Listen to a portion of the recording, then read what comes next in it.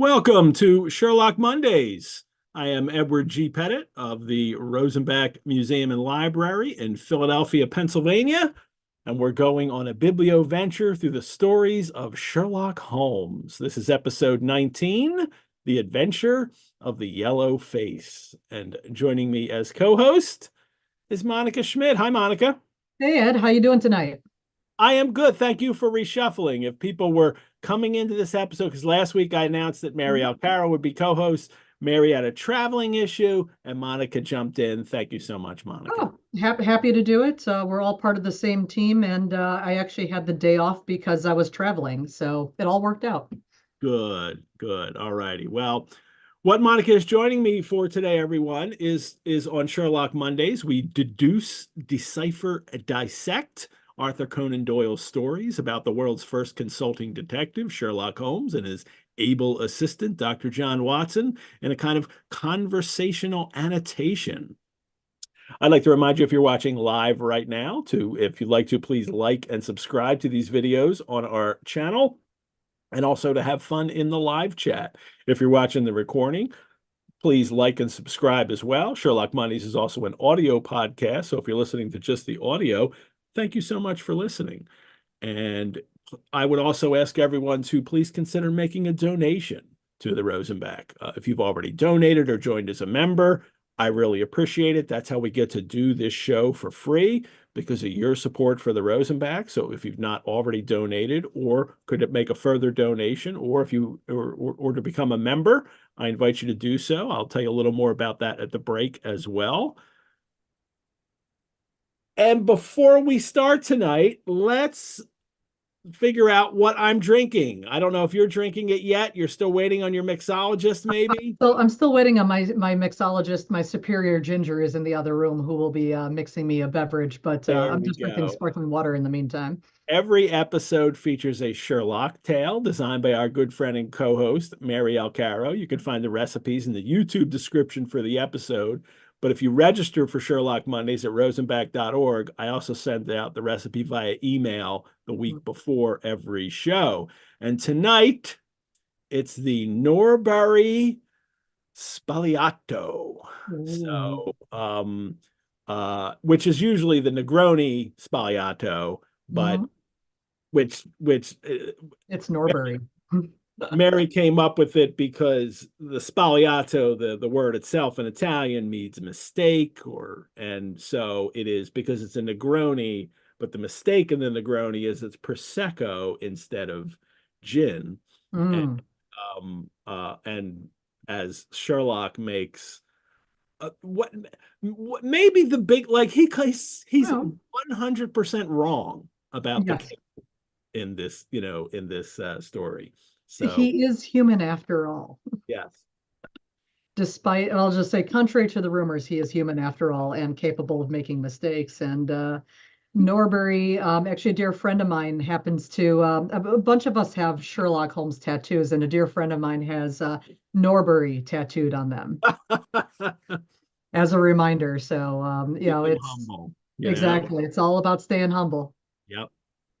Well, you were also on a traveling day today, you just mentioned. So Yeah. because you're coming in from other Sherlockian meetings. Yeah, I did actually this weekend I did a jaunt to Minneapolis by way of Madison, Wisconsin to go visit my parents briefly. But I saw Jeffrey Hatcher, who is a Sherlockian. He's a member of the Baker Street Irregulars.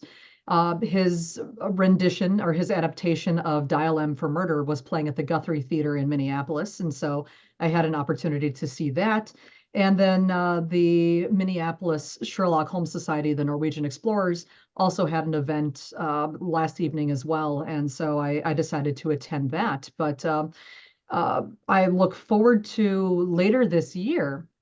There's going to be a much bigger event in Minneapolis, and I'm very excited about that. But Bill, thank you. I have Superior Ginger, who is actually popping the Prosecco. Bill, thank you. Filling that up. Ah, lovely. Oh, Bill, Yep. thank you. Cheers. All right, cheers, baby. Cheers, I Dan. I Cheers. have I have best ginger. Cheers. Yes, you do. Oh, he is. Bill is fantastic. But now, what I was saying about Minnesota is that historically, the Norwegian explorers of Minnesota, which were established in 1948, um, historically pre-COVID, they would do like a conference every 3 years in conjunction with the University of Minnesota and the Friends of the Sherlock Holmes collection at the University of Minnesota. University of And Minnesota has an amazing Sherlock Holmes collection. it's the world's largest Sherlock World- Holmes archive. And so it's like this repository of awesome all things Sherlockiana. And And it's wonderful. for those who don't know, why is this science society called the Norwegian Explorers? Well, it's a little spoilery for the Okay, empty well, yeah, house, you're right. It but is because we'll actually deal with this at the end of the season. No, you're 100. yes, We're not going to say why. I mean, yes. Sherlocking connection, but we'll Oh get to it. yes. So, but but you'll find out in the empty house why it's called the The last Norwegian story we do. Explorers. Yes, thank you. But they are a wonderful Sherlockian society, and they've always been like really fabulous and really supportive and very academically forward. And their conference is top class. My first Sherlockian event ever was the 2010 conference. And I have to admit, that I've attended many Sherlockian events, many conferences that are done in the academic style, some that are done more like in a science fiction con style, but for the academic style. And there's been really great events, but nobody quite does a Sherlockian conference quite like the Minnesotans. Nice. Yeah, it's absolutely wonderful, and they do long form presentations. So usually at conferences, it's like a 20-minute presentation max. In Minnesota, they're 40 to 45 minutes plus, and it's 2.5 days worth of top class presentations from we'll just say presenters from all across the United States. Sometimes we do have people from other countries who present, but I know several people, including my friend Mitch from Japan, who's going to be flying in specifically for this conference. So, Wow. um, yeah, it's amazing, way to spend an extended weekend in Minneapolis. It's July 26th to the 28th. We put the Mhm. link to it in the chat, in the live chat. We'll also share that information on our Sherlock Mondays face group page too. Boy, I would love to go. I'm hoping I could do it this year. I mean, I want to come to everything now. Yeah, And yeah, it's just a matter of what I can manage in my very yeah. big literary life. Well, So no, but that which makes sense. But the big joke for me is like, okay, you now felt the tug at your heart. The tug is the drug. yeah. You have experienced BSI weekend, and you experienced what that's like, and now it's you want to do the deep dive and immerse yourself in it, and yeah, it's addictive. Hence my ridiculous travel schedule. You go to everything. I go, I darn well try. I can't quite make everything, but I have an exceedingly fabulous and supportive spouse who Yeah. is extraordinarily patient with me. But on occasion, I do have to be at home and spend some quality time with Bill. Although he is coming with me to the Minnesota conference, so I'm kind of happily combining time with my husband and Sherlocking this time around. Good. All righty. Well, we should get on with our story. Well, although Yeah. we'll get through this tonight. This isn't going to be a marathon show. Yellowface is a No, story, not it's a short and time. condensed. Yeah. Um, we have shared a PDF of a facsimile of the adventure of the Yellow Face as it was originally published in the February 1893 issue of the Strand magazine. You can download that on the Rosenbach's Sherlock Mondays page.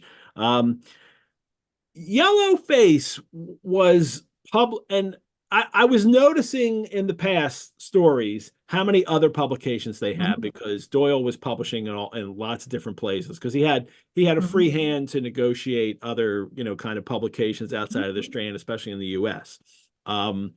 And I noticed the Yellow Face was only published in both the Strand magazines, Hmm, the UK and the US, okay, Harper's magazine in the US, and then the Glasgow Weekly.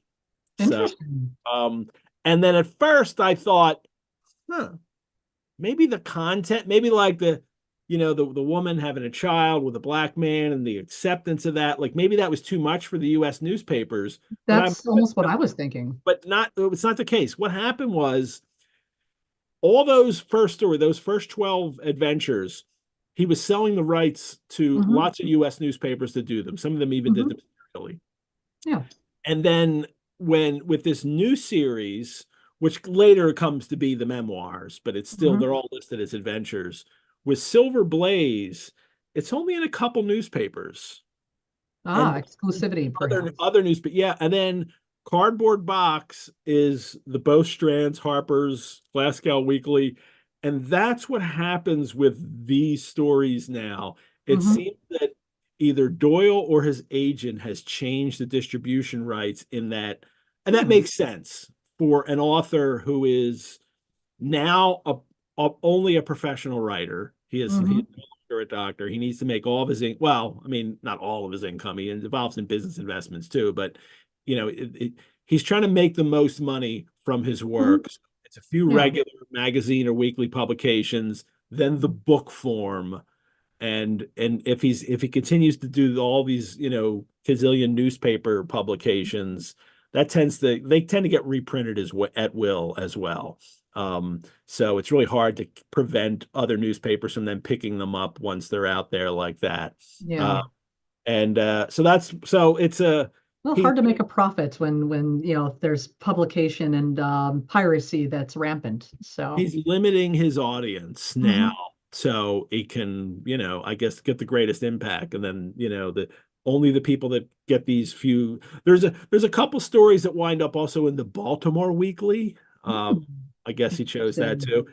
And I'll have something, and I'll share for the Harper's magazine, which was Harper's Weekly, which Hmm. was this is in I'll share the illustration from that as well tonight when we also look at the Strand illustrations.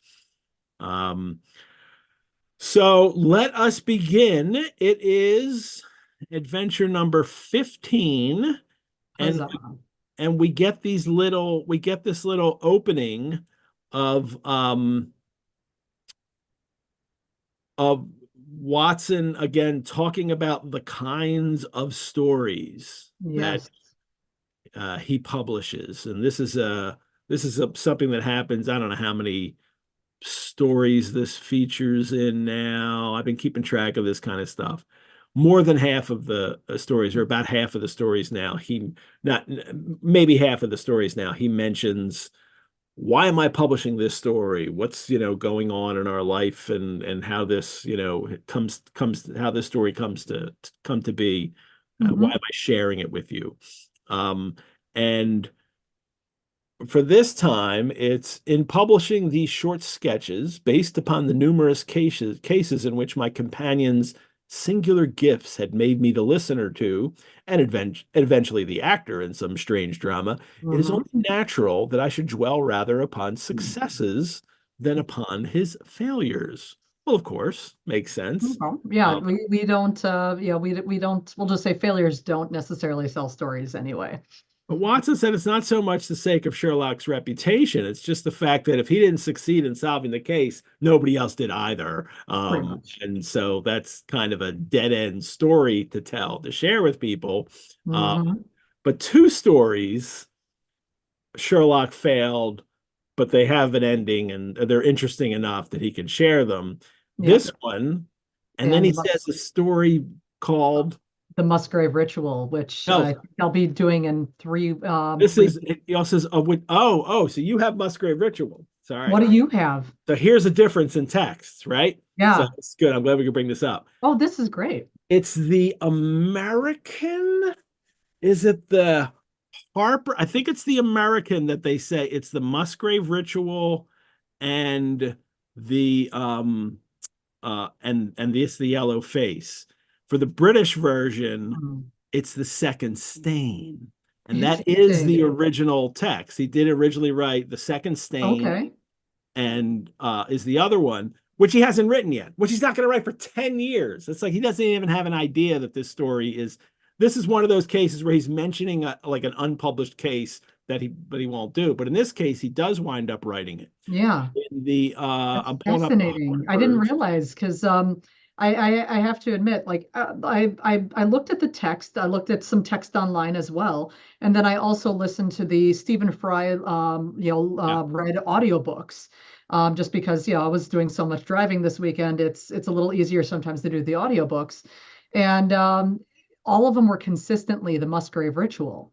And yeah. so, that's fascinating to me. American edition, according to Les Klinger in his Yeah, of annotated, course, less. American editions refer to the Musgrave Ritual, uh, Hmm. but the original Strand had second stain, not capitalized as if it was like the name of a case kind of thing. It was just he The just came second up with stage. this weird term, but but it was changed to the American Hmm. edition. I don't know whether or not that was at a request from Doyle to do that Hmm. or not, but yeah. So in my case, it's the second stain, which isn't going to be written for 10 years. Yeah. Although I do have to admit, with the second stain, and this is maybe a preview of coming attractions down the road, but the Granada version of that, so the Jeremy Brett version of the Second Stain, I think is actually one of the most accurate adaptations of a Sherlock Holmes story that has ever been put to television or film. And so I absolutely adore not only that story, but that version of the televised version of that story. Yeah. Yeah, I'm a sucker for something that's a straightforward adaptation because in Sherlockiana we so rarely get that. We have in this story and a few others, we have some other changes like this, just some Mhm. little textual changes. There's a textual change late in the story that at the very end of the story that's really interesting. And I wonder Okay. what you're going to have, so I'm not going to bring it up till Oh then. no, we'll compare notes down the road. Good. So Um, so Watson's going to publish this story even though Holmes failed. And not only did Holmes like fail, like he completely fails. yeah, he belly flopped level failed. Um, and then we get a little bit of Watson describing, Holmes's, personality as what he does. And he doesn't like no exercise just for exercise's sake, Hmm. which I'm thinking, yeah, that's my philosophy, right? But then, I realize I don't have any reason to exercise anyway, so that's not good. Holmes at least will come up with things where he can actually exercise. I don't even come up with that. Hmm. And he's one of the finest boxers of his weight that Watson has ever seen, which Yeah. is I'm pretty sure I'm not, a great boxer, especially at my big weight now. I'm literally a heavyweight, so I'd be terrible. I'd get killed. Yeah, Um, but I mean, well, Holmes was tall, thin, and tortured, if you will. Like, he would have survived well in what 80s heroin chic, I guess. Yeah. well, he goes on to say that, that not only physical activity must have serve a purpose, Hmm. and but he doesn't know how Holmes gets enough exercise. He chucks it up to his, spare diet and austere habits, Yep. except for the cocaine, Well, except for the cocaine, which is, which is there's entirely no justified. devices whatsoever, He except for entirely the justifies cocaine. it, right? Oh, totally, which is really funny considering in Sign of Four, he was so very against it. Like he felt it was a huge weakness. And so this is where we get either you accept that Watson is a waffling, semi-unreliable narrator, or you to go with the school of Watson never lies. And so either his medical opinion has waffled or changed, or there's chronology issues that come with this, or I mean, there's any number of reasons why or to explain why Watson would have waffled on this one a little bit, but I mean, I think to be fair though, I think it's human nature when you see somebody who's got we'll just say maybe a problem with substance use to be like, maybe it's not that bad. Maybe they can handle it. So I can see Well, Watson as a human trying to rationalize and justify Holmes's cocaine use. well, I mean, it's also the time period. It's also the time the story's written. They don't think it's that. Like it's bad for you, but Yeah. it doesn't have the same, stigma it does now. And Watson's attitude is he only turned to it as a protest against the monotony of existence. they're fighting ennui, of course. Well, fighting ennui and boredom. And you know what's really funny? Drug and alcohol professional here for a moment. You know what the number one cited reason for using among my clients and most clients are is boredom. Really? Wow. Oh yeah. I mean, you know, that's where it starts for a lot of people is boredom. It's a way to make the brain do the fun things and be interesting and exciting and you know, a break from the monotony of life. And if you're a fictional character, it's never really going to Mhm. hurt you. So you No. can stop at any time when you're a fictional Um, character. In real when life, you're it's of yeah, when course, you're far more dangerous. but was he a fictional character, Ed? Was he I really? have to treat him as one because I have to talk about Doyle. So Oh yeah. Whereas you know, yeah, for me, Doyle is just a literary agent. I So love the game, but I have to give Doyle his credit for this yeah, show and show how these stories. That's why chronology doesn't matter for me yeah. because it's for me the important chronology is the order Doyle has written his stories and how things develop over that So run. essentially publication order, Yeah. whereas you know, for me as a clinician analyzing Holmes, it's the internal chronology or lack thereof, and the internal consistency or lack thereof that's important. And so, you know, it's fun to play the game, you know, but Oh, it is. I also I think understand you the can learn mind a warp lot that doing is it. Yeah. required. Yeah, the mind warp that's required. But Yeah. oh, all right. Yeah. It appears that there's a question that, you know, had Doyle already written the Musgrave Ritual when the change was made in the text of the Yeah, universe? regarding he had written the first few this year already before it was published, so that might have been the publishing reason that they know that story is coming up. So they was Mhm. changed, or Doyle had made a late change for the American edition. Yeah. Um, but yeah, he had actually written Musgrave. He's not writing like Dickens would do. Like, the Yeah. story's got to come out this week and he finishes the week before, or the day Mhm. before even some. No, he's not doing that. No. He's written, this batch of stories. He writes them like three or four at a time and then he'll take a little break and then he'll write the next little bunch and he'll be Yeah. finished, a good, 4 to 6 months before the last one is published. He will already have, capped it off. Hmm. So, it's early spring, we learn.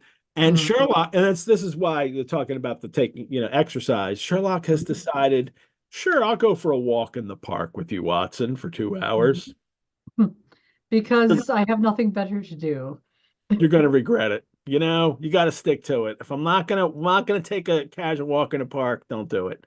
And he almost regrets it because when they're gone, they return. The page boy is there, not Ah, named yes. yet, but But that's what I was about to say is the page boy doesn't have a name. yes, he's still Yes. just the page boy. Um, he someone has been to see him. Holmes glanced reproachfully at me, at Watson. So much for afternoon walks. Um, and um, and someone has been there, but he was so restless and so nervous that he wound up paced around and complained that he wasn't there, and then he left. But he has left behind. Oh, your favorite, his I pipe. love this. He leaves I was gonna behind say I'm so excited to hear you gush. a pipe on the Gush. table. And Holmes does that Dr. Bell trick with the pipe again. He's gonna Hmm. deduce what he can learn about someone's pipe. It is a Hmm. nice old briar with a good long stem of what the tobacconists call amber. Ooh, Um, Amber. and he talks about that there's not really any most amber mouthpieces, and that would be the end of the pipe here. The Yeah. mouthpiece would be made of amber. As People did compared to used to like do that. rubber or Yeah, this kind of hardened rubber, this like yeah. lucite, and um, but or sometimes there would be entirely wood, stem Hmm. would just continue. Yeah. But it's amber would happen sometimes. Holmes is right that there really weren't that many of them, but what they did know how to make are these kind of uh compound plastics that kind of Yeah. like amber, and whether or Mhm. not people would put flies in them to make them seem like amber, I have never come across any evidence that that ever happened. But Oh, I kind of look at the story as a little bit of evidence that this is probably a thing, like just the same yeah, reason that, the cost of the pipe is 7 and 6 pence. I don't yeah, need to go research how much pipes cost then. yeah. That this is where I could probably learn that. This is That's information that he's that's bringing to me. fair. Although I wonder just because I'm thinking about this in terms of this is sometimes where the millennial ADHD brain kind of comes in handy. Jurassic Park. The whole idea Yeah. was basically about a fly caught in amber, Mhm. or basically stuff DNA that's preserved in amber. And so or not a fly, sorry, a mosquito in amber. And so perhaps this is where Michael Crichton stole the idea. I mean, that as well. I mean, we already know that he stole the title from Doyle. Yeah. So perhaps he The stole Lost this World. idea from Yeah. this story. Yeah, maybe. Um, and you can even buy now. You can buy pieces of amber that have, insects in them. Hmm. That's the people still find those, and they're when they're found, they know whoever finds them knows that they're valuable and then can be sold. Uh, Hmm. it's not the amber is valuable so much as that it's got this, preserved insect from, who knows how long ago Yeah, inside this it. inclusion from centuries ago or however long. Yeah. But I'm not going to smoke a pipe with a fake fly with a fly in the thing. Like I'm not going to do that. So that's a little weird. Um, but the first thing that he says about the pipe is that he is evidently values highly this pipe, and then Oh. um, and then he goes through the whole thing that it originally cost 7 and 6 pence, 7 shillings 6 pence, but it's been Mhm. twice mended with silver bands. Yeah. Uh, and I was going to use a pipe tonight. I have a couple silver band pipes, and I did this once. I Hmm. had a nice meerschaum that Hmm. broke. It actually cracked. The No. meerschaum cracked, so I had a silver band put on it, and I love this pipe. But then the whole Hmm. mouthpiece, which was a kind of like fake looking amber, it was that orangey color. Hmm. It Yeah. completely shattered, and Oh I've never no. gotten a replacement mouthpiece for it. Um, so No. I didn't have that. But this pipe is actually probably the oldest pipe that I smoke. I mean, I've smoked this pipe close to 30 years, and Okay. none of the others have I smoked this long. And I've had to repair it. I've had to take it apart and make repairs to this, Hmm. piece where it all connects, and so I never had to have it banded, but I have repaired it myself because I like the Hmm. way it smokes so much, and it still smokes well. So there we Excellent. go. So this is my version of, and it's Briar. It's my version of Oh of yeah. Grant Monroe's pipe here. Let me share the picture of Sherlock with this, um, uh, looking at this pipe, and if the sharing feature would work a little better, we're having a little difficulty here. Who knows? So, all right, try it again. Yeah. Well, if it does the weird thing. Yeah. Be okay. Yeah. Share screen, basic. Oh my Lord. There we go. All Yeah. right. Working with this for a long time. I should know how to do this better.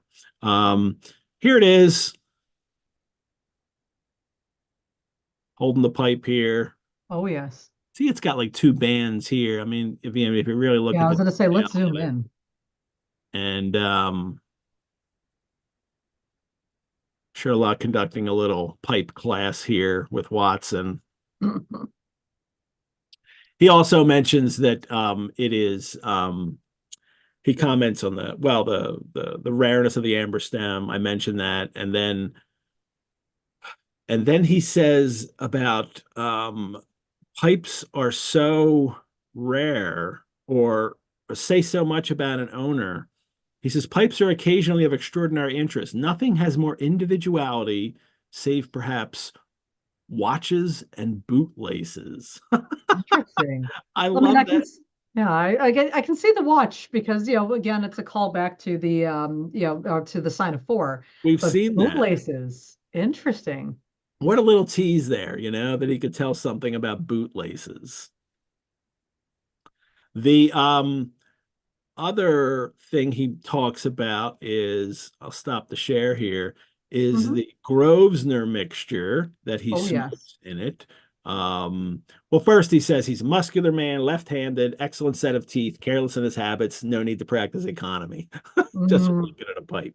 Um, and the Grosvenor mixture at 18 pence an ounce is kind of expensive. I guess it is. I'm not sure. Yeah, actually, do we? I mean, this is probably a little garden path here, but like, what is the Grosvenor mixture? If you We know, have no idea. okay. There was actually a Grosvenor mixture made by a company called Adkins and Sons that Okay. was, making that at the time. I've seen advertisements for it in the same time period. Whether or not that's what he meant or not, because you can find tobaccos called Grosvenor Hmm. over time. It's not a specific thing, it seems Okay. to me. Or I've never discovered it to be a specific thing. Hmm. But the fact that he says, here's something about Holmes, though. He says he might get an excellent smoke for half the price. Hmm. I'm not going to trust Holmes's, idea of an excellent smoke because I think they're wildly different than what other pipe smokers would do. Because we know he smokes junk. He'll smoke black Yeah. shag, like really coarse stuff, smoke the leftover leavings. Like he doesn't care about that. He's the kind of guy who will drink the worst canned coffee on the market and he'll say it's just as good as the fancy stuff. You know, Well, it has. Well, I mean, I because can it's got appreciate that. caffeine. That's all he Yeah, that's what wants. I was about to say. Is for Holmes, it's about caffeine content, probably Nicotine. to we'll just say self-medicate his ADHD along with the cocaine. But under the circumstances, it's not about experience. It's not about quality. It's about what the effect that it provides. Yeah. How much nicotine can I get out of this, And if tobacco? I can get a lot of I think, nicotine, which is what all I think he's interested in. So, and he says that um the owner of the pipe lights it at a lamp or a gas, like oh horrible. yes. You like destroy your pipe over time. So, there's no way your pipe's gonna survive that over time, being lit Hmm. all the time at a flame like that, Hmm. sideways. Well, and he knows that he's, what is it, left-handed? Yeah, Yes. left-handed because of the right side of the jet. By the way he lights it. So, Yeah. all righty, a lovely little rabbit hole down there between pipes and tobaccos and how to light them and all that. Sorry everybody, I just love that. It's That's educational, Ed. it's the kind of stuff you're going to get on the show if I'm smoking a pipe, there's no way I'm not talking about the pipe smoking in the story. So, I was actually looking forward to this discussion on the drive back from Minneapolis this afternoon. Just because I knew that I would learn something new. So this is always helpful. Things I will incorporate in a future Sherlockian paper.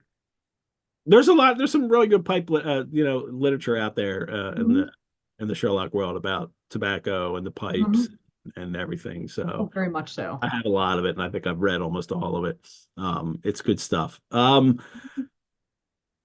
client comes in finally. Um, he is carrying a brown wide awake in his hand. Did you catch that one? I did, but I have to admit I was lazy and I didn't look that up. What is it? Wide awake is slang for a broad brimmed hat. It could be like one of those Ah, Quaker hats and all. It's just a broad brimmed hat, is what it is. okay. um of any, like, any kind of broad. And I saw in might have been in Les Klingers, but I've also seen in other places they think it might be because it doesn't have a nap, which is like Hmm.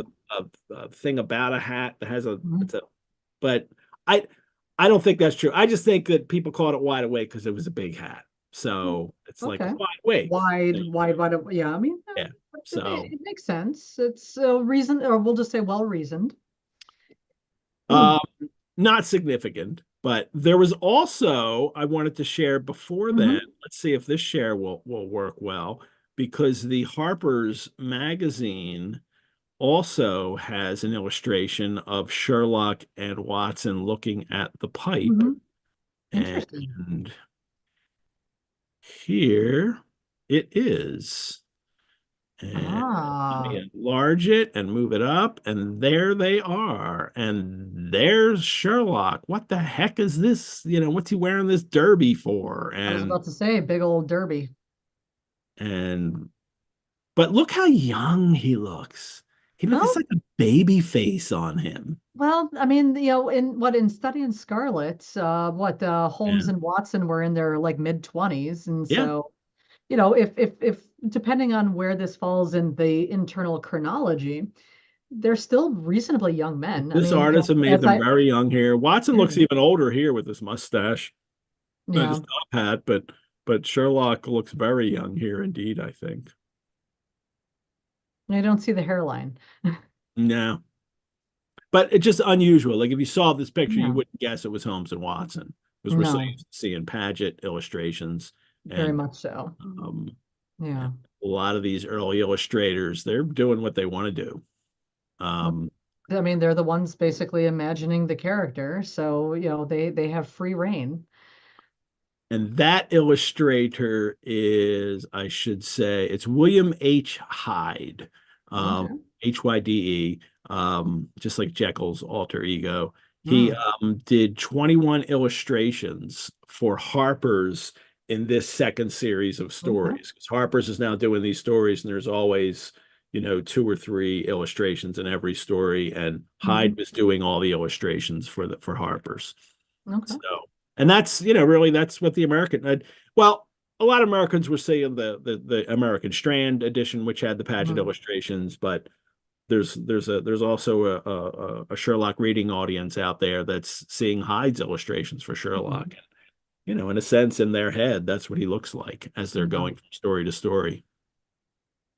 Yeah. The so Grant Monroe shows up. Well, we'll find out if he's Jack or Grant later. Hmm. Yeah, he shows up and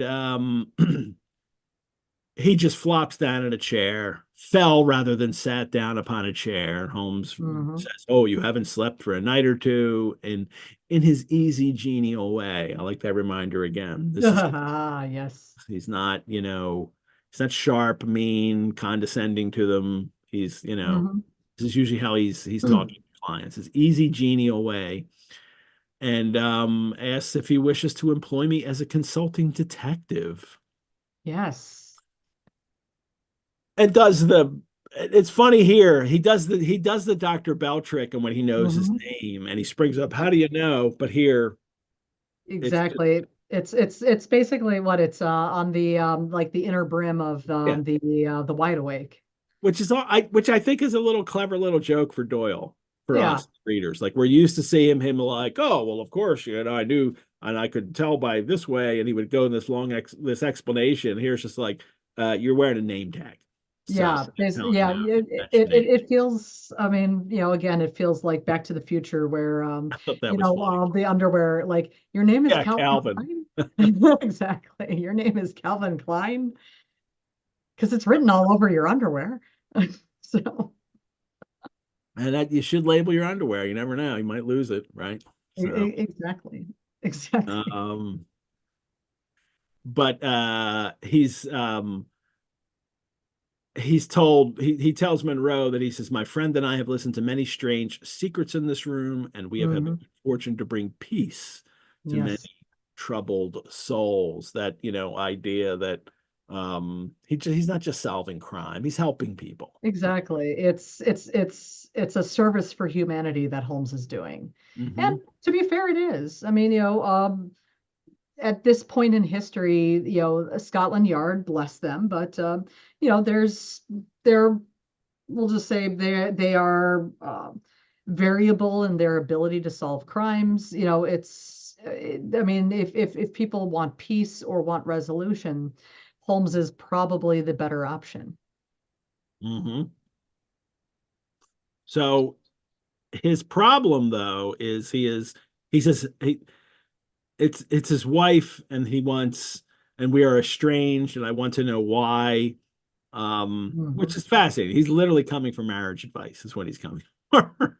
This is why this is Holmes complaining before about people like coming to find their lost lead pencils. Now they're coming for marriage. Could you advise me on my marriage, please? Um, Tell me, yes, asking someone as anti-social as Sherlock Holmes there about you go. human relations is, Yeah. yeah, but we're Marriage going with it. counselor, marriage counselor. No, I'm not giving him that job. So, No, he Holmes is definitely not an MFT. so, um, but what he says, he gives a little history. His wife has a secret. And she acknowledges that she has a secret, but she won't reveal it. Mhm, And then he gives a little history of her. She was a widow when he met her. She was but only 25. She was a Mrs. Hebron. mhm. She married in America in Atlanta. He was a lawyer. Yellow fever broke out. Husband and child died. She got 4,500 pounds Oh, is how much yes. money she has. Yep. Average of 7%. So, she can support herself. Hmm. Um, but she comes to England and meets him, and then he says we fell in love with each other and we married a few weeks afterwards. Whirlwind romance. It still happens, but it's unusual these Yeah, days for people to meet and get married within a few weeks. Although it definitely happens. It's yeah. just not the societal norm. Usually you get to know somebody, you want to make sure who you know them and put some time in. But again, this is, Hmm. in the 19th century, we're still at a time where you don't really get to date. Yeah. I mean, Not the way that we know it in the conventional, modern it's sense. it's Yeah. coming in. People are courting each other. There's you could spend time with members of the opposite sex far more than people could at the earlier part of the 19th century. Hmm. But you're still kind of stating your intentions when you're Yes. seeing someone. Your intention is, we'll get married. Hmm. This is just a precursor to that. So, Yep. um, he also mentions that when they got married, she made over all her property to him against his will. Yeah, which is unusual. I mean, but it is also let's say a pretty significant act of goodwill of, hey, I'm coming to this, I'm trusting you, I love you, I care about you. And in this particular era, women didn't have a lot of property rights. They didn't have a lot of Yeah, fluidity of income. And so her transferring all of like everything that she owns essentially to him is huge. But I mean, it's also like, I mean, it's a huge act of love and trust. legally it wasn't as bad as it used to be. There's the Yeah. Married Women's Property Act of 1870, and that Yes. allows not just single women and widows to keep their money, but now also married women can control their own money. Yes. So that is Ish. actually it's not getting married and then all your property and is everything Yeah. now belongs to your husband. Women can do that now. And then there were also frequently settlements, and this had always happened that you would get married to Hmm. somebody. If you had money, there would be a settlement in which the Yep. husband would agree by contract that a certain amount of money is set aside. He's not allowed to touch that. That is for Hmm. her in case he dies or for whatever she wants to use it for. But it depends on the Yep. settlement. Uh, Yeah. but this is unusual for her to say, you take it all. You have the whole Yeah. thing. All you have control over everything. Exactly. And I mean, there's no great reveal. We've read the story, so we don't have to Yeah. worry about saying what happens at the end of the story. But it seems to me that this is her way of, I don't know, getting over the guilt that she feels that she's not being Perhaps. honest with him, maybe. I mean, I can see that, from a psychological perspective, I mean, to be fair, she is keeping a very big secret from him. Yeah. Now, I mean, we'll just say it for us, this is not a big, I mean, it's a secret, that someone has, and I'm going to go into spoiler realm here because we're not quite there yet, but that someone has a child. It's a big deal that somebody's got a child, and one that they're keeping secret. An interracial child in this era was like scandalous. massively scandalous, which, Yeah. I mean, is kind of what you and I discussed a little bit earlier, is that I think in some ways, I mean, she's again assuaging her guilt, but also there's that, like, well, if I give him all of this, if I give him everything of mine and keep this secret, and if this secret ever comes out, maybe this act, like this massive act of love, or act of transferring property, will be enough to keep him in my good graces. I Yeah. mean, I could see that as well. Yeah. Bribery, but We will get to what happens next in just a moment. I want to Mhm. take a little slight break here Sure. to adjust my video and to also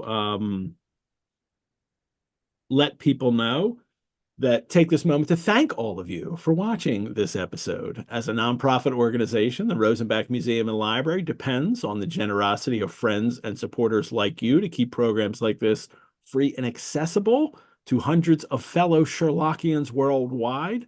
I hope you will consider supporting the Rosenbach and Sherlock Mondays by donation, which you can do so at our website, or you can become a member. A membership at the Rosenbach gives you free museum admission, discounts on programs and courses, exclusive invitations to member-only events. You can learn more about how to become a member on our website. Part of our membership gives early access to programs and courses. There's lots of online things as well, and it's been lovely since Biblioventures began a few years ago that we now have members all over the world who support the Rosenbach and do get discounts on online programs that we do, and you could as well. Um, there are some there are some online courses now. There's a course on Joyce's Ulysses, which is coming up. There's a Robert Burns poetry course coming up online, and a Virginia Woolf course coming up. Also, lots of in-person programs too. You can go to our website and see what those things are. You can join us you can also join us on our Facebook group page, Sherlock Mondays, for lots more Sherlockian info, news, links, conversation, and fun.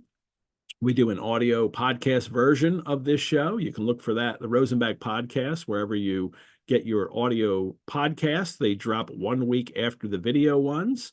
And that is it for tonight. You have a new drink, Monica? I do. I have no idea. Actually, if I may take a moment. Bill, what am I drinking? Yeah, Bill, come on in. What am I drinking? Uh, Actually, he doesn't even know. I don't know. This is my version of the yellow face. So So it's yellow. There's a little face. there we go. I've got a go. yellow face. It's actually it's hard to see, but there's actually like little like jimmies or glitter, like Oh, here nice. A little glitter create a going face. Let on. me see if I Good. can Oh, I can see find. that There now. we Oh, go. There yeah, we there go. you Now go. we have a face. He's so sweet. I, I have the best husband. I'm not gonna lie. Someone wrote to me, I think it was Scott Monty had written and said it was a missed opportunity to use yellow chartreuse. So, Well, I think Bill did Galliano, but yeah, yes. I agree that. But that's why I wore my yellow speckled band tie. Then infuse a little yellow in here.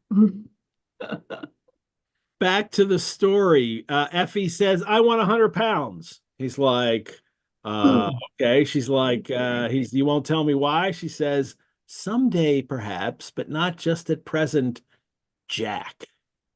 Interesting. Wow, is his name Jack? Is this just, she's already said it too. Is this just a Yeah. mistake um, Doyle, or he just forgot that he called him Grant Monroe and now he's just Well, calling him Jack? There's no real I mean, copy I mean, editing going on. and Jack is used frequently in this story Yeah, too. I all mean, through the rest of it, she calls him Jack. exactly. But I mean, it's also I mean, it could potentially be a nickname. I mean, and I'm going to, at least in my, we'll just say in my imagination, in my head canon, as the kids would say, I'm going to go with Jack is the nickname for Grant. Bill's name is William. He goes by Bill. If you call him William, you get the death stare. So Grant perhaps, and Jack are not related. yeah, but I mean, how many people do you know that have nicknames that like have nothing to do with their name?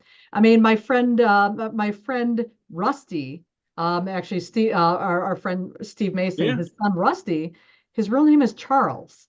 Yeah, it could be So there's some people called Bud, sometimes, people have those nicknames kind of thing, and his name could be Jack. Although it is odd yeah, that her first husband's name was John, exactly, John John Jack, Heffron. which, So yes. maybe she just said, "Hey, I'll marry you, but I'm just gonna say keep the Jack going because it's too hard to remember." Um, wow. It's odd. Well, I was just gonna say or we'll just say, wow, I'm actually kind of speechless here. The Which never first time in happened. bed, she called him Jack. He was like, "What?"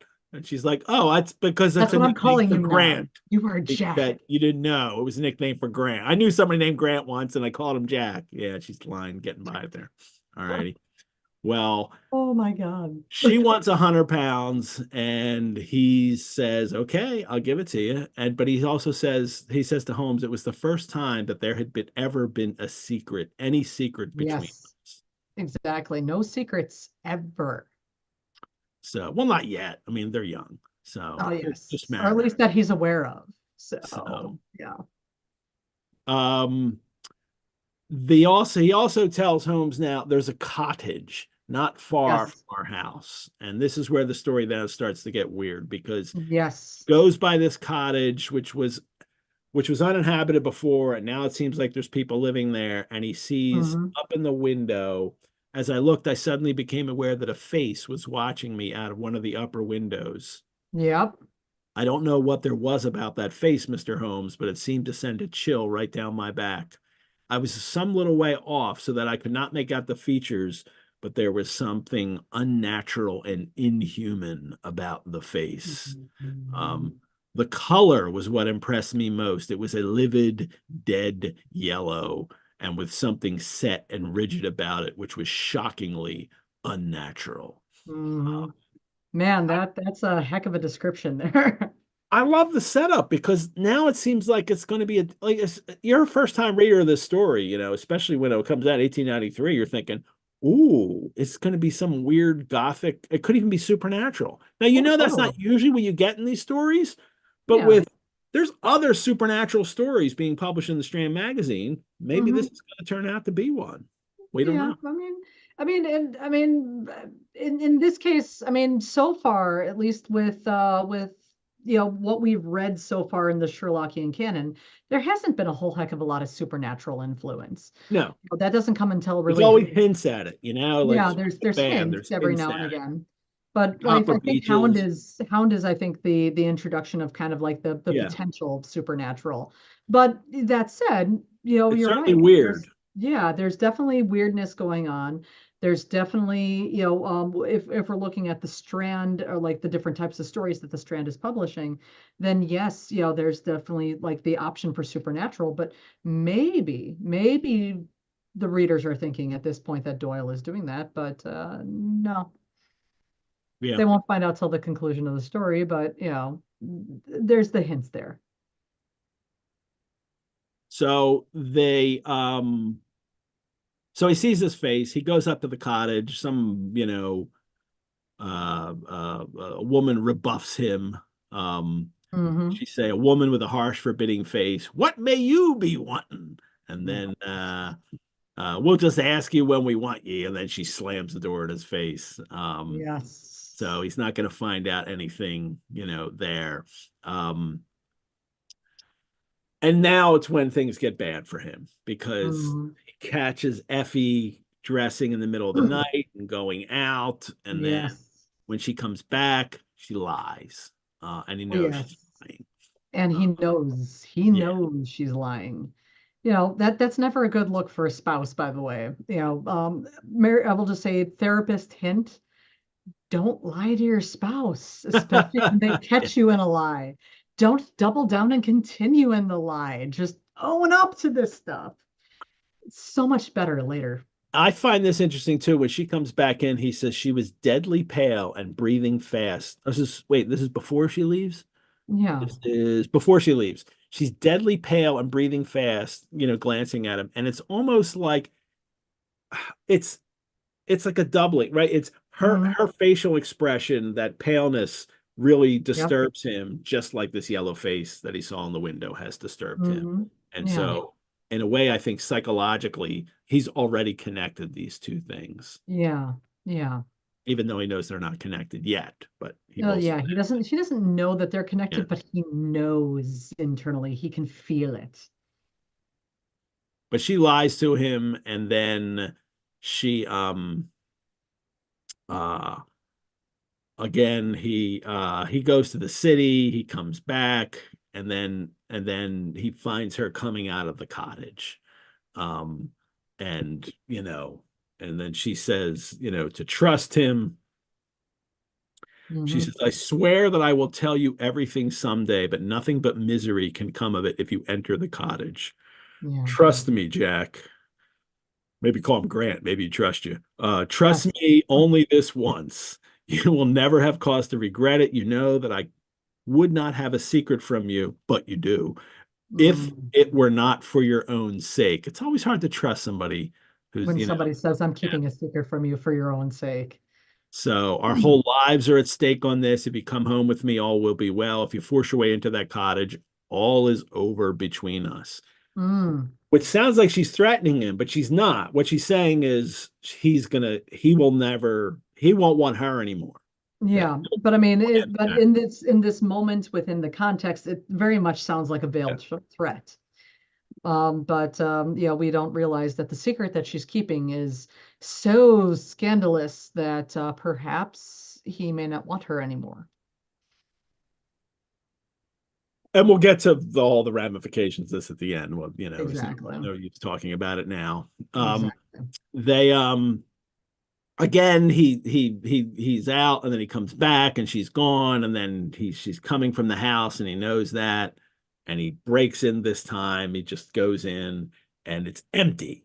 The house is completely empty Except, except for what? oh, a full-length photo that Grant had commissioned of his wife, what I believe several weeks earlier. 3 months ago, he says. Exactly. He's Yeah. sitting on the mantelpiece. Um, and that's, and Yeah, now she does not look good here. he says, tell me everything. And she says, I cannot, Jack, I cannot. She says, you would forgive me before that if you knew what it was. Um, Hmm. but but she doesn't tell him, and now you know, now he comes to Holmes and he tell me, oh well, and now he doesn't know what to do. I know. I'll ask Sherlock Holmes. Of course. Not the Because Sherlock Holmes has all of the answers. Yeah, I love the idea of this, that Doyle's not created this character that people will like, oh, I just something's really weird has happened in my life. I know, I'll ask Sherlock Holmes. Not necessarily a crime has been committed, but there's something really weird going on. This Exactly. guy will figure it out. So it'll happen next week's story too. It's, Oh, and yeah. it's happened already. Like the Red-Headed League. It's just Yeah. something really So weird. bizarre, And it's so always weird. been the case with Sherlock that Yeah. he gets people who come to him with these unusual problems, not necessarily crimes to solve. The police come to him with crimes to solve, but other But people, most people just it's come with usually, him to like some problems. yeah, Yes. Huh. marriage problems. Exactly. Marital problems. But this one is all wrapped up in this house, and there's a yellow face, and Hmm. Holmes asks some questions, because then now we have the Holmes questioning the client. This will Hmm. frequently happen. He says, could you swear it was a man's face at the window? And then he asked about why he was disagreeably impressed by it, and Hmm. Monroe says it was the unnatural color, and it had a strange rigidity about the features. Mm. Then Holmes says, have you ever seen a photograph of her first husband? Ooh, I Which must have mean, really he's kind like of stopped him short a little, like, well, why would you no. ask that? But he just, he says no, because all the papers were destroyed, because it was a fire, and He's just seen the duplicate of the death certificate. And Holmes's advice is return to Norbury and see if, like, look at the windows again. And if you think somebody's still there, send me a wire and we'll come out. Mhm. And if it's empty, I'll come out tomorrow and we'll figure out what to do. But first, just see if somebody's there. Yeah. And he leaves. And what does Holmes says to Watson?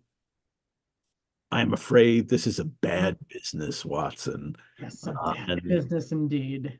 and then Holmes says there's blackmail in it. That he just thinks it's blackmail right away. It's something either, well, Mhm. the first husband is still alive, or Yep. it's something connected with that. But Holmes Yeah. is also thrilled by something very attractive about that livid face at the window. I would not have missed the case for worlds. You almost did because you were out walking in the park. Don't go walking in the park anymore, Sherlock. Um, Oh, no walks in the park for Sherlock. no walks in the park for 2 hours Wah, wah, for Sherlock. wah. Yeah. Um, and he says to Watson, I shall be surprised if it does not turn out to be correct that the woman's first husband is in Yep. that cottage. And then he describes the whole case, the facts as I read them are something like this. Yes.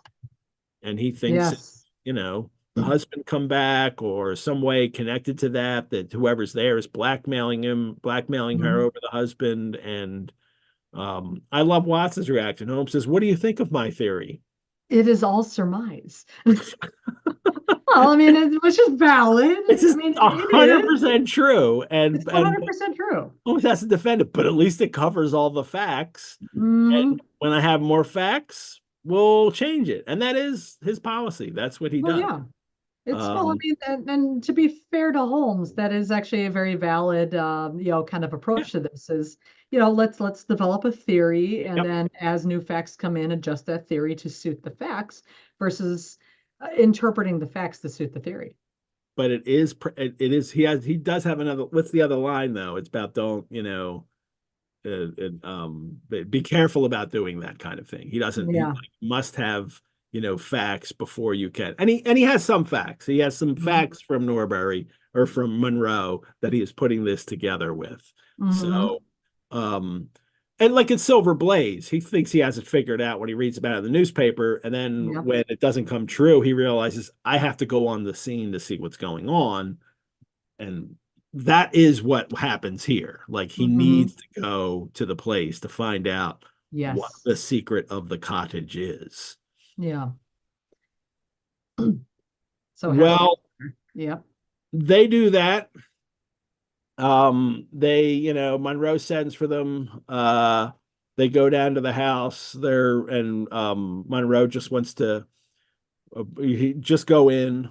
And Holmes says, you're quite determined to do this in spite of your wife's warning that it is Yep. better you should not solve the mystery. And he is determined. So Holmes says, well, any truth is better than indefinite doubt. Yep. Of course, legally, we are putting ourselves hopelessly in the wrong, but I think it is worth it. So Yeah.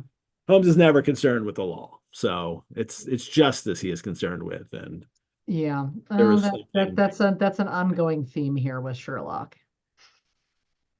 So they look up at the house, they see a dark blur moving across the blind. There is that creature, Mhm. Monroe Creature. says. Now we're going to get into the language that goes on here when they finally Ooh. Yeah. reveal he goes in. The wife tries to stop him. The servant tries to stop him. The woman there tries to stop him, and he bursts in and is there's a little girl, and as she whisked round to us, I gave a cry of surprise and horror. The face which she turned towards us was of the strangest livid tint, and the features were absolutely devoid of any expression. Holmes, with a laugh, passed his hand behind the child's ear. A mask peeled off from her countenance, and it's a little black girl Oh. looking at them. But the language that he used, the little coal black negress, and Mm, all her white teeth flashing. There's some problems with this language there that we'll talk about, but there's the bigger question here though first. yeah. Maybe I shouldn't, maybe this, but the first thing I have written down is how do we react to a story Hmm. that presents a child as this kind of monstrous, strange creature, Yeah. but then is revealed to be innocent? Yeah. I mean, my question is that demeaning portrayal by those who were, I mean, they're ignorant Hmm. of her Yeah. real identity, but Yeah.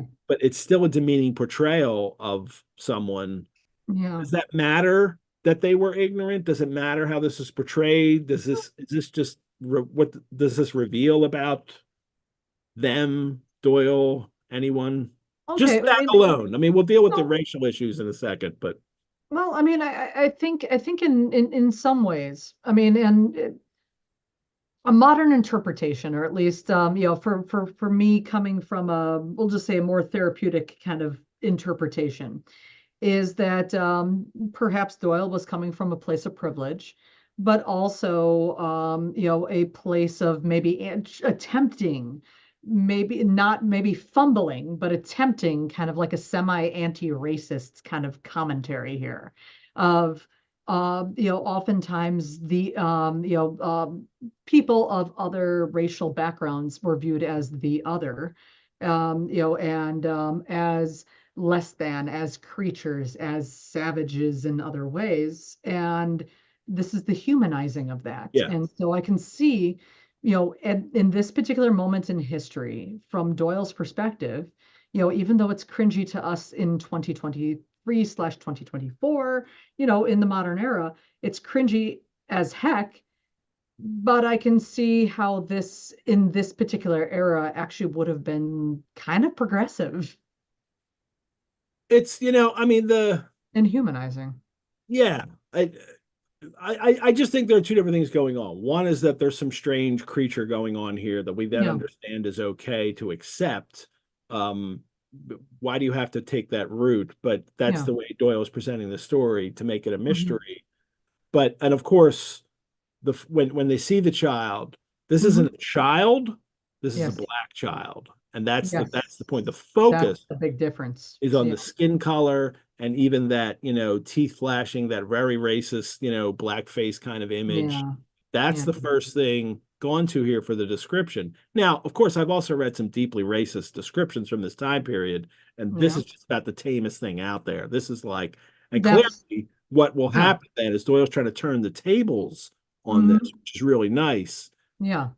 But he does it in well, Well, he does it in what we would consider to be a very sketchy and cringy way. yeah, But I for us mean, it's a clumsy thing, but yeah. for him, it doesn't. I think his readers wouldn't necessarily see this as clumsy, and it winds up being shocking, Hmm.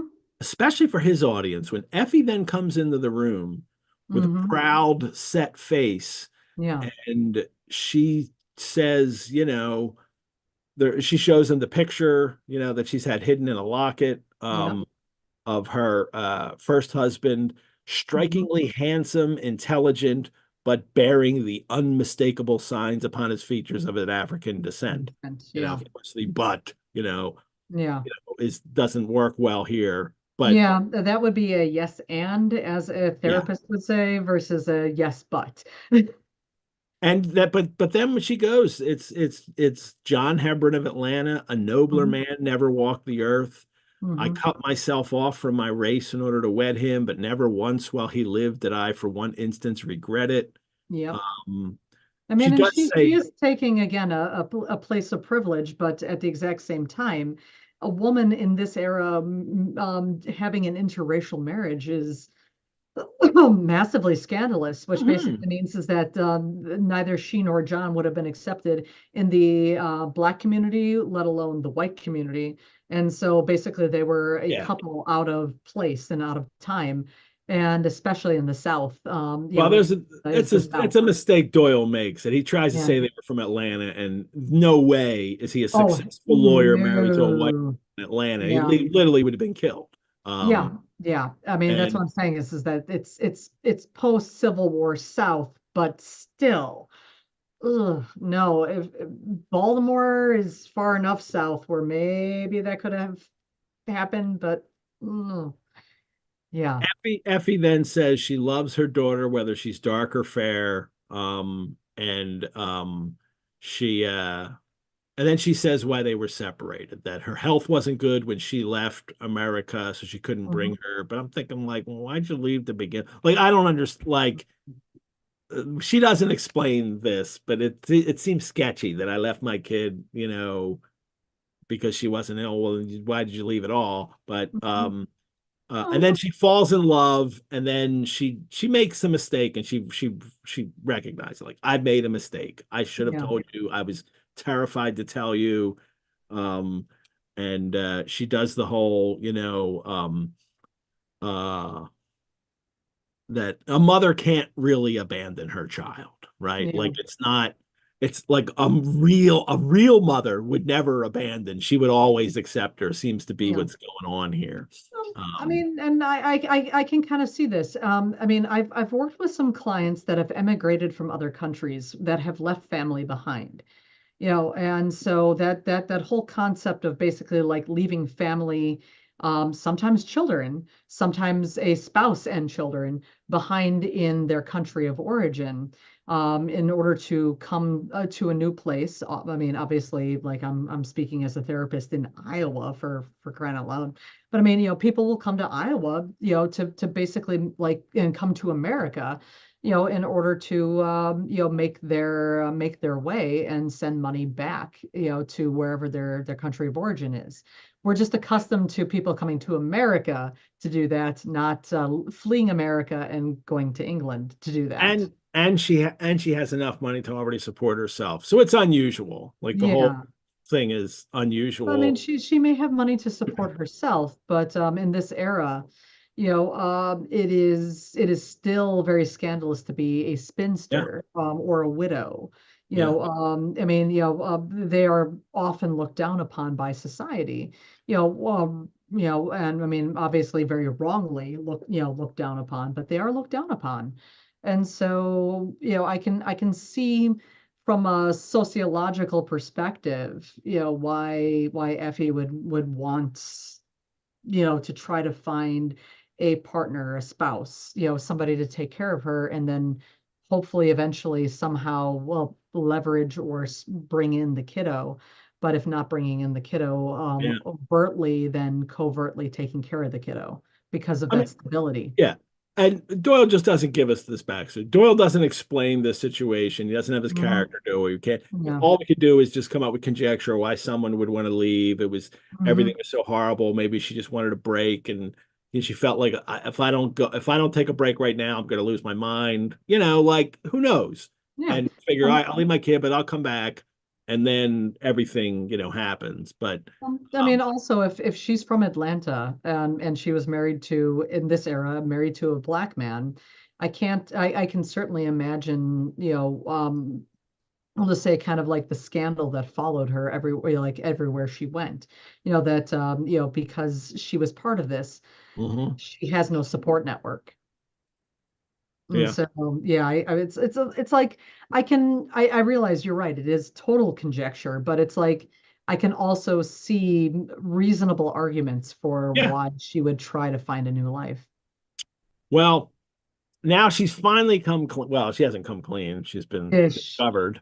Um, Yes. and but she doesn't lie about it anymore. She says Mhm. and she's proud, and she's like, "This is my child. That's it." And she says, "Tonight at last, you know all, and I ask you, what is to become of us, my child and me?" And then what does your text say? Oh, okay. So yes, my Why, that child. she clasped her hands and waited for an answer, and then Oh, and my child and me. She claps her hands and waited for an answer. It was a long 10 minutes before Grant Monroe can broke the you silence. imagine waiting for 10 10 minutes. minutes? It's not that way in the Strand text, in the UK Strand text. Do 2 minutes. tell. 2 minutes. 2. They 10. changed it to 10.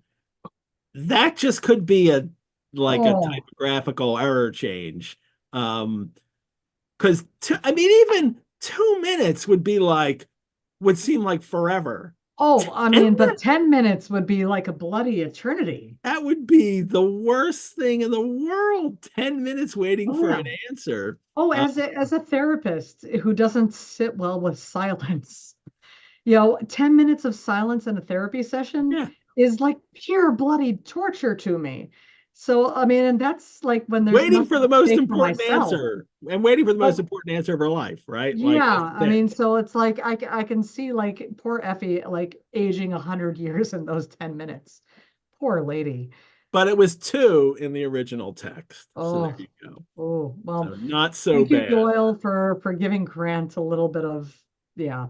Well, Oh, and now yeah, Grant Monroe saves the story with his reaction. We can talk it over more. He picks her up right away. He yeah. picks the child up, kisses her, and then goes to his wife and says, "We could talk it over comfortably at home. I am not a very good man, Effie, but I think that I am a better one than you have given me credit for being." Uh, Oh, that it's at least he has that reaction. Now, that also still makes this another white savior story, right? Another yeah. story where I, will accept black people and I'm helping them and like that whole white savior thing that happens so frequently in in literature and movies, by white people, Hmm. it's freak psychologically it's the way of dealing with the situation, but Yeah. it's still, it's there's no agency on anybody other than the white people in this story. Well, I mean, and I can appreciate that just because again, within the context of the era and when this was or where this was set, when this was set, um, the greatest agency to a degree was from the individuals at the top of the socioeconomical heap, also known as white men. Yeah, And those in so, power say, okay, I'm all right with it, then yeah. okay, but And that's what this is really all about yes, is it's basically he's in a position of power. She has given him all the power. And so everything she's she hoping is, on yeah, his better nature. And so to a degree, Effie actually did set this up because she was banking in some ways on his better nature. And yeah, fortunately, he did not disappoint. But yeah, I mean, there is this white savior thing, and so it kind of is like racist from that perspective, but it is era contextually appropriate because it is, and you still have to recognize what's going on. Someone in our yeah, chat here, Jack, just made the comment, and this kind of goes on my final notes here. yeah, He wrote that it occurs to me that the child is the only character that doesn't speak in the story. This is exactly. a story about racial acceptance, but it's only it's couched in terms only for the white people in the story, Yep, the white audience reading the story, not the little exactly. girl who was Yep. forced to conceal her identity and look like a monster haunting from the past, which is actually an Um, apt metaphor for this society that Doyle's writing in and still yep. ours, that this kind of specter of racism is haunting these characters. Well, it's alive and well. Yeah, And I mean, and also this is the era of children should be seen and not heard. And so I can appreciate the concept of the kid has no lines. The kid the basically kids are at this point in history still kind of property. And so I can appreciate from Doyle's perspective, yeah, him not including again any agency, any lines, any motivations, any yeah. feelings or thoughts to this kid. I'm fascinated. I mean, I'm not saying all this as a kind of condemning thing against Doyle and No, everything, but it no. is because it is it. But I have It's to look at it interesting for honestly. discussion. Yeah, I Yeah, have to look at it honestly and how it's yeah, presented and what's going on here, and that yes, there are characters in this story who are doing something that for them yeah. is completely magnanimous and noble, and yet It it's feels not awful. that. And that's Yeah, I mean, and that's that for me as a therapist, I often have to walk that line, Yeah. just because I have a lot of clients who do things from from a perspective where they think that things are often okay and they may not actually be okay. Yeah. And so it's basically trying to put yourself in their position and understand where they're coming from, which is one of the reasons why, you know, I can see from the perspective of somebody in 2024 looking at this and feeling like, oh God, this is like gross and cringy and awful.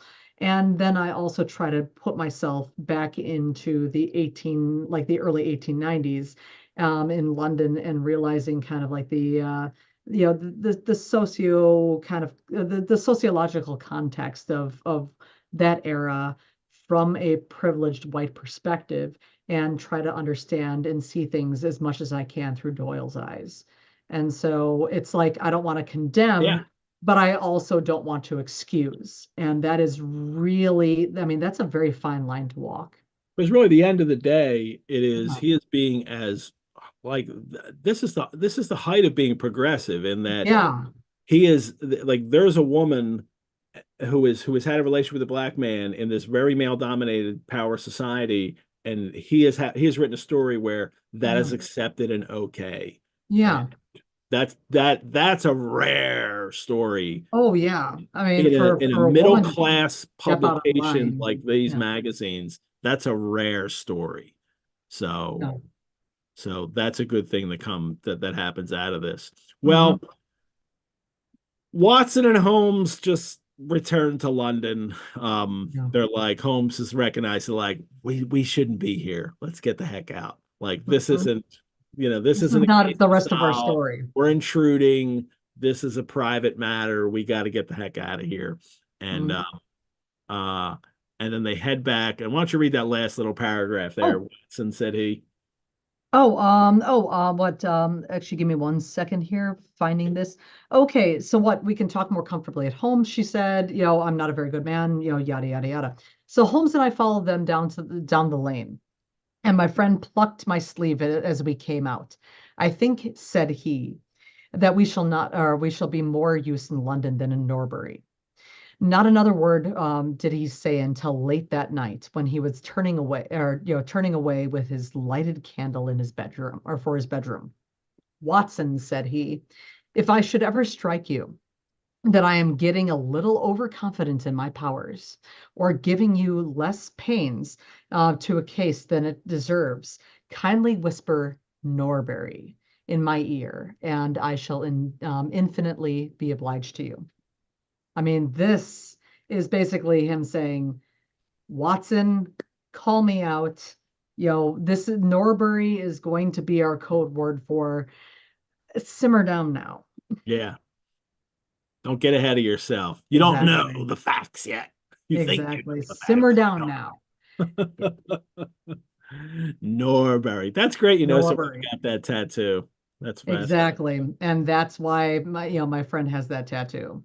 And it's beautiful. I mean, I have to admit, I have a Sherlockian tattoo. I love it, but it has significant meaning, but it doesn't quite serve this particular purpose of kind of grounding me into like humbleness, and you know reminding me to kind of keep myself about me, which is what I Mhm. love about that tattoo. Mhm. Yeah. Well, we all need our Yeah. Norburys. So, Exactly. We all need to be reminded that every now and again that we are human, we are fallible. all righty. Well, Sherlockians, thank you for joining us for episode 19 of Sherlock Mondays. So much to, Hmm. there's a long conversation about, the issues in this story that, Hmm.